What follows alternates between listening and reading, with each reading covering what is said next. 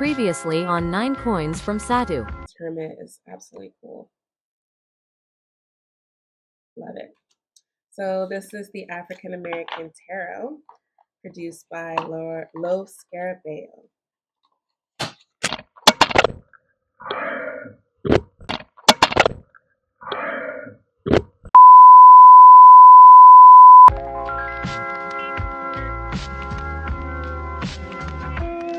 I'm back. It's Satu here with part 2 of me showing some decks that center folks within the African diaspora. Had a little snafu earlier in the part 1, but we're here now. We have a new mic. Hello. It even has this echo thing. Hold on, let me see. Hello, hello, hello. I don't know. Hopefully it'll come up. So anyway, so that's there. So hopefully problem solved. I have tea instead of coffee. So we're starting off chill. All right, so I'm gonna grab. I did some reorganizing over the weekend, so I'm going to grab what I can of the things that I meant to show last week but did not. And I can't remember what this deck of playing cards is called. The African card deck, the African playing cards. I don't know, but it is a vintage set, maybe from like the early 1990s. And so I bought it because I at the time I was looking for like my playing cards, right? Like that one set that you know, that you trust, that you use on the daily. I have since getting this deck, I have chosen another deck that is my primary playing card deck. That is the Usi. It's an Usi playing card deck.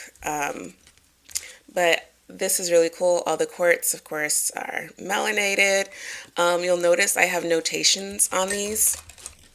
I was, I use this as a study deck. So when I was learning how to do playing cards, this is kind of, I was like, well, let me use this deck to like, do notations and things like that. And then the deck that I really use will not have any notations, but I'll be, so this is kind of like my study deck. So that's that. I have Grandma Baby's Black Gold Lenormand by Grandma Baby's Apothecary. This is, I believe, one of Tia's first decks, if not the first deck that she created. It is based on the Lenormand system, but it very much goes its own way. I treat it like an oracle, more like an oracle, less like a Lenormand. But it features pictures from African American historical archives that I think you can find in the Library of Congress. And the interpretations, honestly, like, I love the way that Tia writes. The interpretations are not like your traditional Lenormand interpretations, but they are, I guess, made to fit within the framework of African American identity. And so it's just beautiful. Like when you kind of put out some cards and then, you have your own interpretation of things, but then you look back at the little booklet and it's like it says the most beautiful and also true things. This deck I use mainly with communicating with my grandma, Evanstein, who passed away a few years ago. And I think she likes it too. So that's Grandma Baby's Black Gold Lenormand. The next one I guess featuring since we're on Grandma Baby's Apothecary, also want to share Tia's playing card deck. Um, Black Gold was it Grandma Baby's um, 52 Blues. So it's a playing card deck that was beautifully done, very elegant. How it has a magnetic enclosure that I can never find. Um, but yeah, just circular playing card deck. Um, these are the backs, beautiful, kind of like dusty turquoise blue matte edges. And then here you have a picture. The suit is listed delicately around the perimeter. Um, and it's really beautiful. It's really soulful. The spades have psalms instead of pictures, which I love. So if you do incorporate um, bibliomancy, or if you just incorporate a your Bible-based practices within your tarot practices, I just really enjoy how she did that and how she chose the psalms.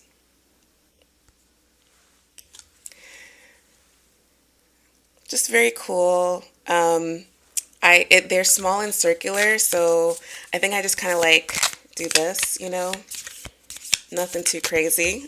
Oh, one jumped out. What did we get? Oh, okay. So here's what's also cool is that the two jokers within the deck, they're actually coins, one face up and the other face down. So you can also, I actually did this in my deck. I kind of copied Tia. I was like, oh, that's so good. So you can also do yes, no divination with these cards as well. So we got a heads up. So take that for whatever you will. All right, so that was Grandma Baby's 52 Blues. The next deck that I have is the the Afro Fantasy Walking Tree Oracle. Plant Allies, Ancestor Magic, and Healing Through Ritual and Ceremony by Montague Connolly. This is a mass market deck. Came out last year. And I think I'm going to do, I don't know. I want to do a flip through of it. I I'm trying to figure out, is that like necessary? Because the cards um, are based on, so it's basically definitely the 22 major arcana in there. Then there's also court cards, elements, and then there's other archetypal cards like you have here, for example, the unicorn. So it's familiar and not familiar at the same time. Um, the card stock is really nice to use, even though it's huge as all get out. And the illustrative style is has depth um, and there's also a simplicity to it.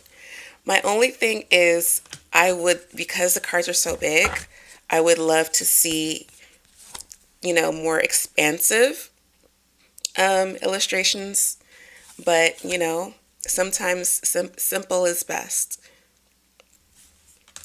The guidebook is really interesting. What I've been reading with this deck, it has a lot of resources about herbs, healing, and I'm trying to like learn more or feel more comfortable using herbs in my practice. And so this was really cool. Also has astrological associations, as you saw in the cards. And the messages are just really spicy. Um, it's one of those decks that like is really confronting, and its language. So if that's your jam, check it out. But yeah, that is the Afro Fantasy Walking Tree Oracle. And then I have here the Lineages of Change Oracle. I did like like kind of a flip through. It wasn't that good. I might need to do it again so people can actually really see the cards really well. Camera face down on the cards. That was kind of towards the end when I was starting to feel some burnout. I think that was one of my last videos before I took a long break. Um, but this is a beautiful deck.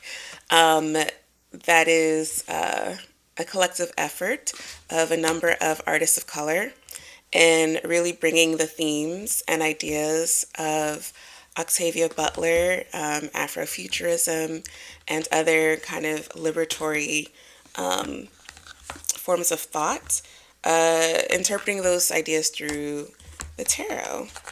I don't know if you're familiar with the public speaker activist Adrienne Marie Brown, but I think that she spearheaded this project. Cardstock, you know I love a good rose petal. Um, and it's interesting because this is something that I pointed out uh, in the flip through video, is that, you know, the illustrations were created by a number of artists. And you also see different art styles. So there's a little bit of collage in here. But what I find so interesting is that even with the difference in art styles, the tone is so consistent. So for me, who doesn't really jive well with collaborative decks, this one seems to be the exception to the rule. Um, who was it? I think it was Laura from Aquamarine 19, um, who talked about tarot and activism. I'll try to link the video below.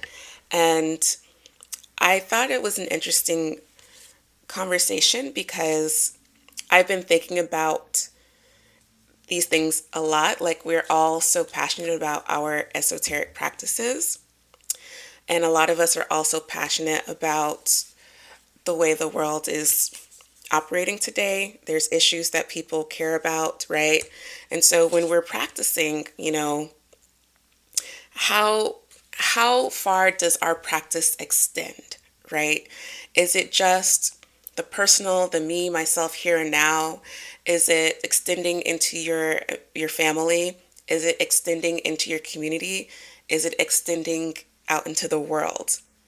And I guess what I mean by that is, you know, if you care, if you sincerely care about issues, how are you using all of your resources available to address the concerns that you have about our material reality? So it gave me some food for thought, and it encouraged me, the video, it encouraged me to use this deck more. And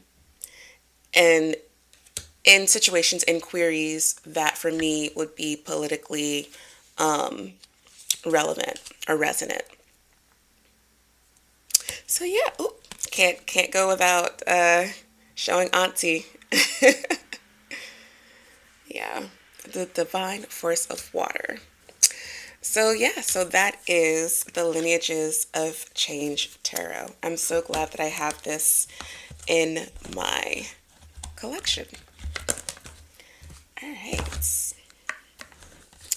Okay, next I have the African Gods Oracle. Yeah, I'm trying to think. I was trying to think if I had showed it in the last video, but I don't think I did. It was interesting, funny story, that after the microphone fell into my coffee, I was like, I thought it was still working, so I tried to keep going, and I think that's why I was confused, because I think I was trying to record about this deck after the deck before that one, and when I played it back, there was no sound at all. It was just a weird tech day. Uh, But yeah, so this is the African Gods Oracle. Very well done. Mass market deck. Um, Rock pool, man. Beautiful black edging. Just the quality is really nice, matte, and it focuses on the Odu, which are ideas, principles associated with the Orisha, and that is a very, very basic juvenile way of explaining the spiritual system.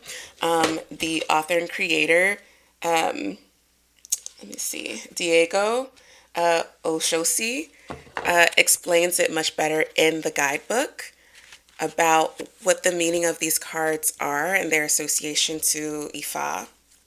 But what I like about it is that each card, has an Odu, and then it has a piece of wisdom associated with that Odu. And also, each Odu has two cards. So one representing a positive, kind of affirmative message. And so those are the more colorful ones. And then let me see if I can find Ejila Shabora again. And then the ones that are like more like brown are the like more kind of critical messages. Here we go. So this is the positive aspect of this Odu says, a cruel truth is better than the sweetest lie, right? Beautiful, gentle wisdom. The other aspect of it is here. And it says, lying to yourself is the most harmful spell. So these cards are the more confronting forms of the Odu as opposed to the other cards. There's also moon cycles in here as well, if that's helpful. So yeah, just very, very cool deck. Do I use it a lot? I used to use it a lot in the beginning, but I feel like this and Walking Tree Oracle have similar energies, and I find myself gravitating more towards the Walking Tree Oracle right now. So yeah, so this is the African Gods Oracle by Diego de Oshosi. Speaking of Afro-Brazilian traditions, this is oh my gosh, why am I drawing a blank?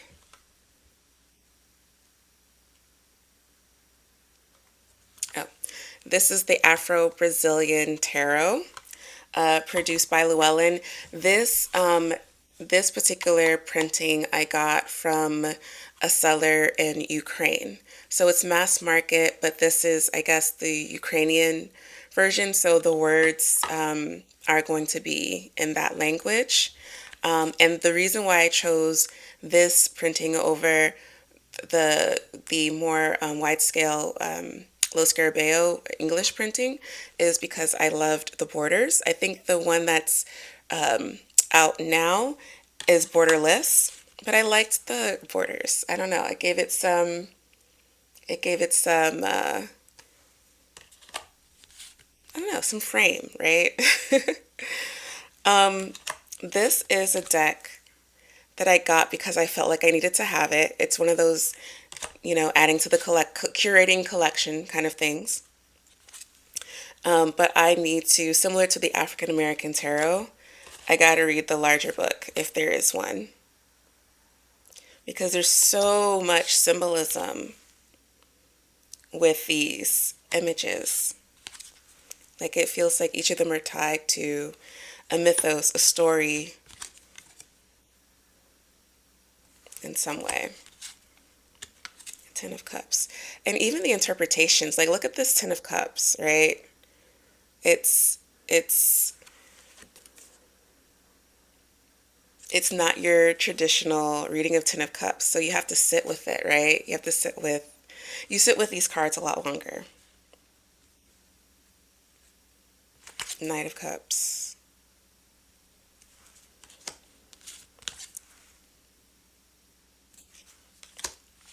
Queen of Cups. It looks like Yemaya. So yeah, very beautiful deck. The Afro-Brazilian Tarot. Next I have the Mahogany Tarot by Kashira Jackson. I got this early on in my tarot journey. I think it came out a few years ago now. And it's a very simple concept. It really is just Pamela Coleman Smith's artwork, colors, everything, but the people are have dark skin and culturally relevant hair. So I think it's great for people who for whom, this matters, like, knowing historically that, the Rider tarot deck, had no people of color. And so trying to create something that people might, I don't know, feel fulfilled in by seeing people that look like them. I just thought it was cool and a conversation piece. So it's like when I pull this out reading for others, I'd be like, oh, ooh, Um, but it's pretty standard. The only thing is, so I use this to learn. I started with another deck, but then I realized I needed a writer. I needed Pamela Coleman Smith. So I got the plaid backs, but then I also saw this, and I was like, "Ooh, this is cool. This is so neat." So I got it. So you can see that it's not just turning, the characters black or anything. She's looking at the hair, the hairstyle. So you'll see froze and curliness and all of those things. I would have liked her to play around with the color scheme a bit more because for me, the traditional Rider Tarot deck colors are a bit uh, abrasive. So I don't really prefer these colors, but like maybe like a darker tone or more earthy tone to them, I think would have like made me really go from liking this deck to loving it. She just also came out with Mahogany Tarot World, which is the same concept, but with people of all cultures and nationalities.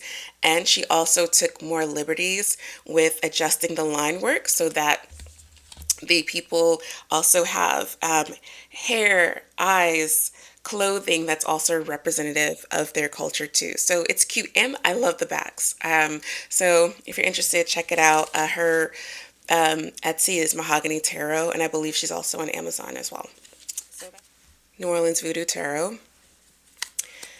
Uh, Love this deck. It's so rich to me. It's rich. It's packed with energy. I use this deck to communicate with old ancestral energies. So, what this deck does, and I think I mentioned it in a couple of videos before, but it explores varying degrees of African traditional religions or ATRs, and their manifestations in different parts of the African diaspora. So each suit represents, or is it each? Let me see. So the major arcana are the Orisha, and then there's suits that represent regions where you find the adapted religious practice. So there's Congo, Petro, Santeria, Rada. So these are all forms of spiritual practice associated with ATRs, but they have adapted in these different parts of the diaspora. Um, the book is jammed packed with so many resources and knowledge regarding the tarot, regarding other esoteric like symbolism, Golden Dawn symbolism, Kabbalah. Like it's so rich. It's it's a lot. I was studying this deck, and for some, like when I first started using it, I had this kind of, I guess, block, of and the cards weren't resonating. Something wasn't clicking, and all of a sudden, something just turned on one day, and I was like, and everything looked so clear when I was reading these cards, and it was very interesting experience of like, you know, why now? You know, why not then? Very cool stuff.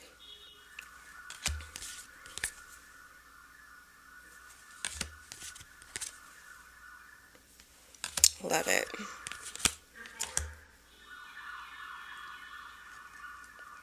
Sorry, I heard some like random stuff outside. In New York. All right. So this is the New Orleans Voodoo Tarot. Am I keeping this lead back? So forgive me if I showed this before, but this is the Antique Blacks Tarot.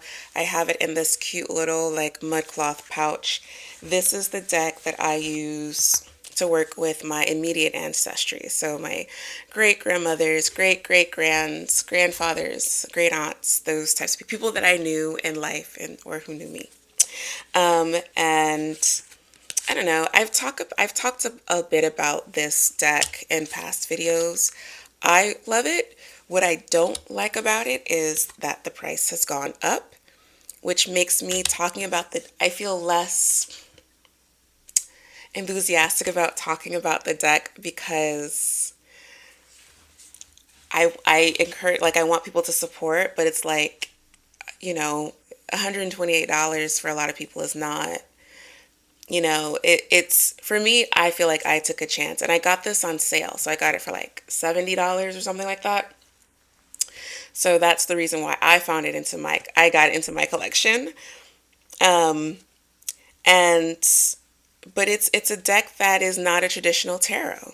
So, you know, you do have to think about like what you're willing to invest your time in with this deck before, you know, investing the type of money that it calls for. I want to show this card again. It's one of my favorite cards. It's 21, which is usually in the regular tarot, it's the World card. But here we have the end of the Fool's journey, or the Root Worker's journey, end with the ancestors. And I just love it. And so you see these like portraits these are actually pivotal figures in Hoodoo culture. Either they were root workers or diviners. These are people who've actually lived in real life. And so I love that. I love any deck that features the ancestors as a card. It's just such a sweet reminder to know that you're a part of a grand and rich lineage, that you're one in a long stream, in a long line of powerful people, of resilient people, you know. The major arcana is not your traditional thing. Instead of your traditional Jungian, you know, Coleman Smith archetypes, you have archetypes that are associated with Hoodoo culture and root work. Let me show you an example. For example, so the one, which is usually the magician in tarot, is the man at the crossroads. And so crossroads is one of those kind of themes or ideas that are very salient within Hoodoo practice. So, you know, I don't know. I love it. I use it very regularly. It's a mainstay in my spiritual practice when communicating with my ancestors. And yeah. So this is the Antique Blacks Tarot. Dogon Krika is the artist. And so the last deck I'll show, I'll say this. The last deck I'll show is a deck that I created. I think it's still up on MPC. It is a very simple oracle deck based on the Adinkra symbols, which are symbols that were created within Ghanaian culture that represent themes and ideas and lessons and proverbs. And these symbols you'll see them woven into particular fabrics, you know, to sort of maybe tell a story on a piece of clothing or on a type of tapestry, right? So all I did was I researched the meanings, the pronunciations, kind of came up with my own interpretation based on what I learned. I also associated the symbols with particular elements. So for this one, the symbol is the measuring rod, which is the Wewe Mudua. And that symbol represents perfection, knowledge, critical examination. And so I associated that with air. And so here, Akoma is heart, right? And so I associated that with water. So did a little something, something. I also have a suit for the spirit, so cards that have messages that are divine or divinely related. Earth, you know. So yeah, so this is my little, my little Adinkra Oracle deck. There's plenty of them out there, so but I just wanted to make my own because I wanted it a particular size, typical tarot size. Love the MPC cardstock as well. So just something that I wanted to use in to complement the use of my other Afrocentric tarot cards. So yeah, I did it, y'all. I finished a concept. um, yeah. Let me know what you think. Let me know your thoughts. I know there's plenty of decks that I have not gotten. Um, oh my God, there's a deck. Oh shoot, I'm sure you're going to tell me in the comments the decks that I'm missing. But I do have a short list of decks that I'm looking out for, to add to this kind of subset of my collection. I love supporting Black artists or any artist who intentionally chooses to center marginalized communities. So I'm glad that I have this little bundle, this little bundle of culture. In any case, I'm going to let y'all go. Thank you so much for watching, and I'll see you next time. Be well.